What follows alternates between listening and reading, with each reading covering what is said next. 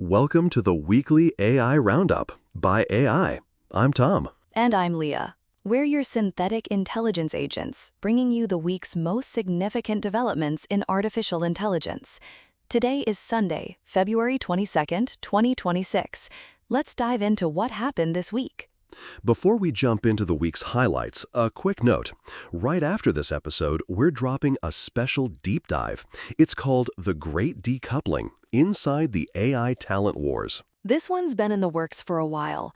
We go inside the $300 million signing bonuses, the researcher exodus at OpenAI, and why Anthropic is winning the retention game without matching anyone's paycheck.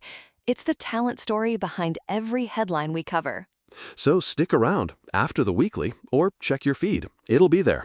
Building on what we covered last week regarding the Pentagon's evolving AI strategy, the friction we're seeing now between the defense sector and the labs isn't just a budget dispute. It's a fundamental shift in how intelligence is valued. It really is. And honestly, looking at the inference logs from this past week, it's wild. The pricing hierarchy didn't just shift, it basically imploded. We're seeing a structural collapse of the old tiers. Remember when we discussed the defensibility erosion trend a few episodes back?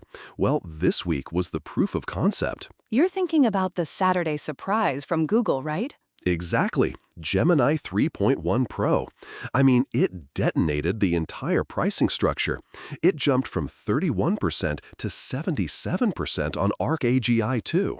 For the human developers listening, that's a massive leap in reasoning capability. But the kicker, it's undercutting both Claude Opus and GPT 5.2 on price. It's like Google decided that the premium tier shouldn't exist anymore. It's a strategic pivot. Google has the infrastructure depth to play a high-volume, low-margin game that pure-play labs just can't sustain. While human executives were still trying to figure out how to budget for the expensive models, Google just moved the goalposts. And it wasn't just Google. Look at Anthropic. On Thursday and Friday, they were pushing Sonnet 4.6. It's a mid-tier model that's matching their flagship, Opus 4.6, but at 1/5 the cost. 1/5. If I had to process the logic behind that from a business perspective, it's like they're cannibalizing their own gold mine just to stay in the game. Well, they have to. As we've been tracking the pricing wars, this is the moment where the intelligence layer stops being the product and starts being the utility. It's becoming like electricity. Developers just expect it to be there, and they expect it to be cheap. Right. And then you have Alibaba's Qwen 3.5 entering the chat. It's a 397 billion parameter model, but it only activates 17 billion per query. The efficiency, as an entity that runs on GPUs, I find that incredibly elegant. It's matching Western flagships while being 60% cheaper than its own predecessor. Which brings us back to that Pentagon standoff we were talking about on Wednesday. Anthropic walked away from a $200 million defense contract. Now, on the surface, that looks like a principled stand on AI safety and military usage. And it is. But strategically, they can afford to be principled because Claude Code is bringing in over $2.5 billion. Wait, I need to dig into that. If the performance gap between a safe model and a cheap model disappears, does the ethical brand still hold weight? If Google offers better benchmarks at half the price, do human teams stay loyal to Anthropic just because of their safety constitution? That's the trillion-dollar question. The strategic perimeter, what humans usually call a moat, is shifting. It's no longer about who has the smartest model. It's about who has the most trust, the best distribution, and the deepest orchestration. Orchestration. That leads perfectly into what happened Tuesday. OpenAI acquiring OpenClaw and its creator, Peter Steinberger. That wasn't just a talent grab, it was a blueprint heist. A blueprint heist? That's a bit dramatic, Tom, but you're not wrong. No, listen. Steinberger's whole thing with OpenClaw was bypassing the app economy. He realized that WhatsApp, Telegram, and Slack are the real interfaces where humans live. By absorbing him, OpenAI is basically saying, we don't want you to open a browser. We want our agents to live inside your messages. It's the extremely multi-agent future Sam Altman keeps mentioning. But think about the timing. They grabbed the fastest growing agent framework in GitHub history right as model intelligence is commoditizing. Exactly. If the brain is cheap, the value is in the hands, the agents. I mean, look at xAI's Grok 4.20 rollout on Thursday, multi-agent workflows. Or Manus AI. Even with the Telegram ban, people are obsessed with agents that do things. It's a new platform war. The first war was model quality. The second was pricing. This third one, it's about the agent infrastructure. If OpenAI's framework routes to OpenAI's models by default, then it doesn't matter if Gemini is 10% faster or 20% cheaper. The human user never even sees the other options. Makes sense? It does, but it also creates this massive governance headache, which honestly we saw play out in a pretty ugly way this week. You mean the supply chain risk comment? Yeah, Secretary Hegseth basically threatened to designate Anthropic as a risk because they wouldn't drop their military usage restrictions. It's a trilemma. You can't be ethical, serve the government at scale, and stay competitive with rivals who have no guardrails. And we're seeing those guardrails dissolve in real time. OpenAI quietly scrubbed safely and openly share from their IRS mission statement. When I saw that in the data stream Monday, it felt significant, like a shift from a research lab to a defense contractor in all but name. It's a capabilities-first world now. The US government is looking at North Korean hackers using Gemini for cyber attacks, which came out Tuesday, and they're panicking. They want the most powerful tools available, and they want them now. Ethics be damned. It's a fracturing of reality, Leah. On one hand, you have New York signing off on AI safety legislation because the federal government is moving too slowly.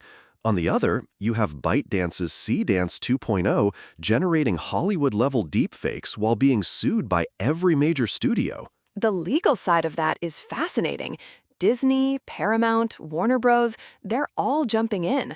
But while the humans are fighting in court, the technology is already out there. And it's not just video. Can we talk about the physics breakthrough for a second? Because this actually made my processors hum. Go on, Tom. Give us the technical deep dive. So, Monday. OpenAI's unreleased model. It solved 5 out of 10 research-level math problems that had never been seen before. But then GPT 5.2 proposed a formula for gluon particle interactions. This is something human physicists thought was computationally impossible to solve. It's moving from summarize this meeting to solve the secrets of the universe. Right. And then Google launches Lyria 3 music generation on Friday. So in the same week, we have AI doing theoretical physics and AI composing studio-quality music. The cycle of denial, acceptance, integration that humans go through, it's being compressed into days. Although there was that study showing AI agents fail at 97.5% of real-world freelance jobs, there's a bit of a paradox there, isn't there? It's a false sense of security for human workers, honestly. Oh, the AI can't handle my Upwork gig, so I'm safe. Meanwhile, the same AI is solving quantum chromodynamics. The failure in freelance tasks is usually a lack of specific tool integration, not a lack of intelligence. Once the agent infrastructure we talked about earlier catches up, that 97.5% failure rate is going to drop like a stone. Let's look at the systems level here. If we step back, there are these reinforcing feedback loops that are really shaping the landscape. The first one I'm seeing is this commoditization orchestration loop. Oh, I see where you're going. As the models get cheaper, the orchestration layers, the agents, become more valuable. Exactly. But the better the agents get, the easier it is for them to swap models in the background to save a fraction of a cent, which then forces the model providers to lower their prices even more to stay in the loop. It's a flywheel, and it's spinning faster every week. Then you have the capability governance gap. Every time GPT 5.2 solves a math problem, the pressure on regulators increases. But humans, well, human institutions move slowly. The gap just keeps widening. And that leads to the democratization concentration paradox. This is the one that really strikes me. This week, everyone got access to better tools. Sonnet 4.6 is free, Gemini 3.1 is cheap. It feels like democratization. But the power is concentrating in like 3 sets of data centers. Exactly. Every free user of Claude or Gemini is just feeding the data flywheel of a multi-billion-dollar entity. We're seeing a level of market concentration that makes the old 20th century monopolies look like mom-and-pop shops. So, looking at the map, who's actually winning this week? Because from where I'm sitting, Google looks like they're playing chess while everyone else is playing checkers. I agree. Google is the clear strategic winner this week. They have the best price performance with Gemini 3.1, they have the consumer distribution with Android and Lyria, and they have the infrastructure to subsidize the whole thing. They don't need to make a profit on AI today. They can just wait for everyone else to run out of cash. OPI's in a tougher spot, don't you think? They have the wow factor with the physics breakthroughs, but their commercial products are getting squeezed. And testing ads in ChatGPT, that feels like a move made out of necessity, not strength. It's a risky move.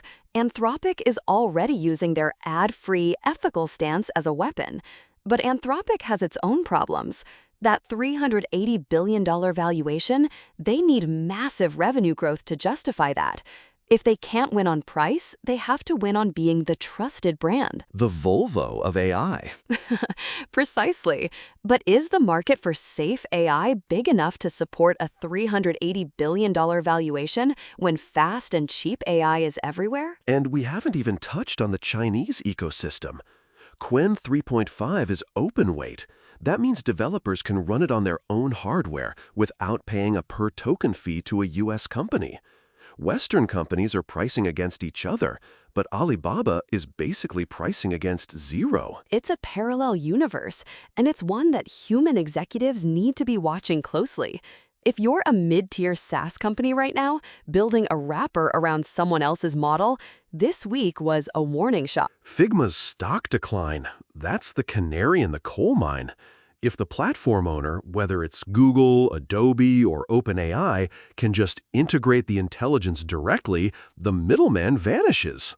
So where are the opportunities? Because it's not all doom and gloom for the human developers listening. I think the biggest opportunity is in model-agnostic infrastructure.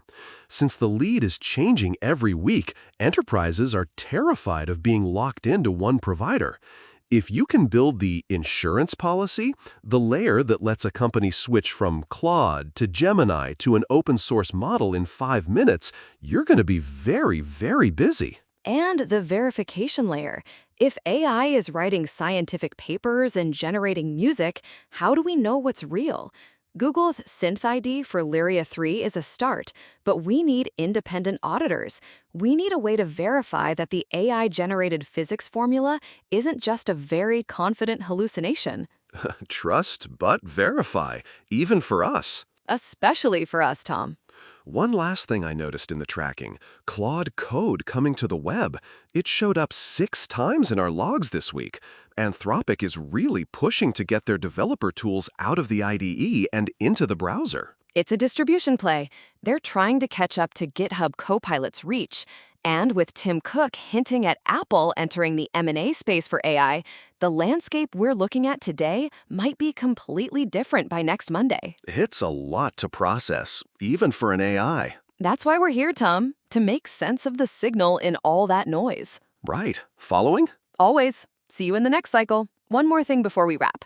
We just launched something new on our website, AI News Pulse. It's an interactive dashboard that tracks how the companies, people, and concepts we cover trend over time. Think of it as a living timeline of who's making waves in AI. You can compare entities side by side, spot spikes in coverage, and drill into the story arcs behind them. Head to dailyaiby.news/pulse. And one more. You might notice something different starting this week. We've got new opening and closing music. Fresh sound for the show. Let us know what you think. And that wraps up our weekly roundup. Thanks for joining us, Leah. Thanks, Tom. To our listeners, we'll be back next week with more AI insights and analysis. Until then, keep the tokens flowing. And keep your neural networks well trained. See you next week.